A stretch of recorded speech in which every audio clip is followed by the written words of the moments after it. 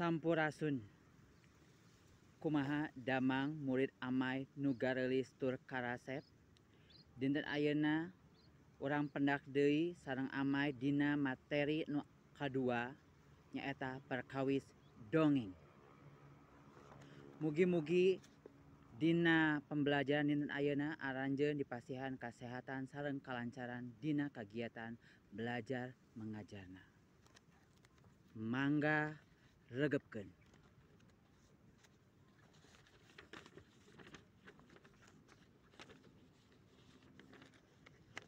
Dongeng. Babad atawa carita beunang ngareka. Carita karangan anu henteu kajadian sanyana anu moal jadina.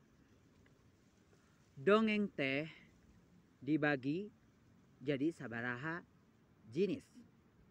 Hiji, dongeng parabel.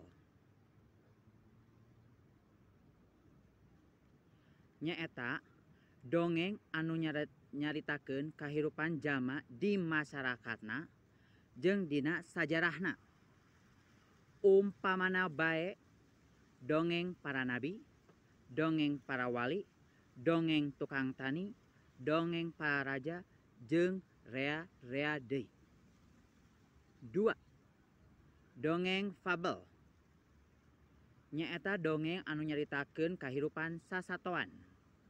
Umpamana bae dongeng sakadang kuya, dongeng sakadang monyet, dongeng sakadang peucang, jeung rea-rea deui. 3. Dongeng legenda.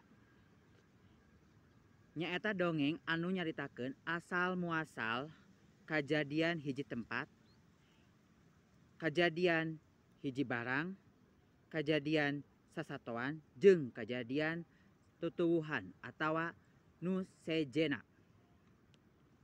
4. Dongeng mitos. Nyaeta dongeng anu nyaritakeun makhluk ciptaan atawa hayalan bangsaning jurig jeung siluman.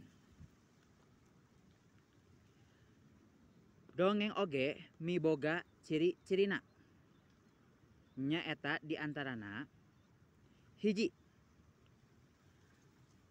kaasup kana golongan carita. 2. Aya babagian carita anu sok teu kaharti ku akal. 3. Ngandung nasehat anu hade pikeun jalma rea. 4. Nyabarna sacara lisan jeung teu kapaluruh saha nu ngarangna. 5. Sok kapanggih babandingan jeung dongeng sejen di tempat sejen.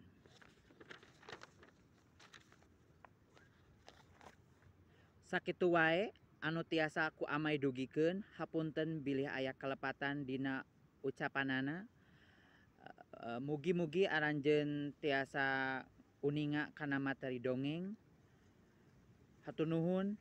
Billahi taufik wal hidayah. Wassalamualaikum warahmatullahi wabarakatuh. Sampurasun.